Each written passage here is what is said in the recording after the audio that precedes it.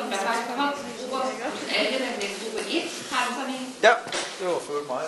Ja, men det er jo ikke godt, at du ikke både fremlægger og afslører.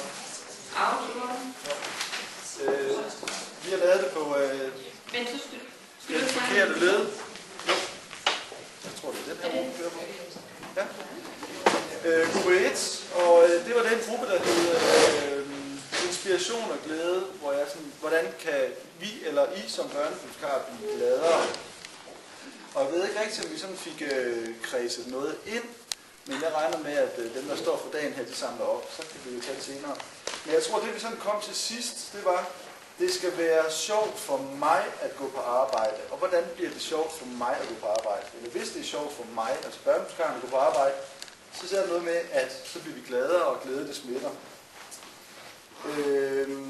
Og det bedste, det er at møde lånerne, og så at vise interesse for, hvad lånerne de laver.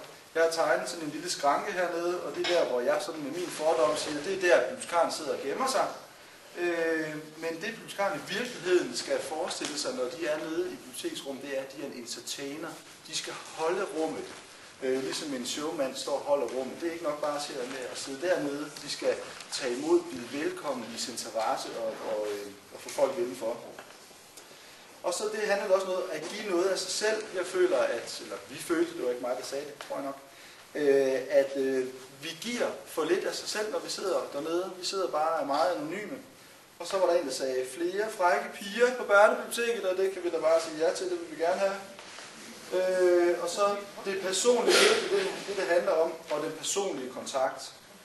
Og igennem den personlige kontakt kan vi måske udnytte nogle af brugernes kompetencer. Det vil så sige, at vi skal kigge på det her kontrolbegreb, som vi går meget op i biblioteket. Det er os, der bestemmer, hvordan rummet ser ud, og hvad der skal foregå dernede. Men det kan godt være, at vi skal kigge på, hvad børnene vil lave, når de kommer derned, og så sige, det er okay, det vi sidder og klatmelere, det er okay, det vi sidder og fjoller rundt og slås og larme en lille smule, det skal bare acceptere, hvis vi gerne vil have de der brugere rundt, eller ned i biblioteket. Hvad er det noget? Gruppen, vil de sige et eller andet? De er spredt over det hele. Ose af interesse for ungernes verden. Det er det, vi skal have. Tage børnene alvorligt og byde velkommen. Ja, var det ikke nogen om det? Det var gruppe 1. Tusind tak til gruppe 1.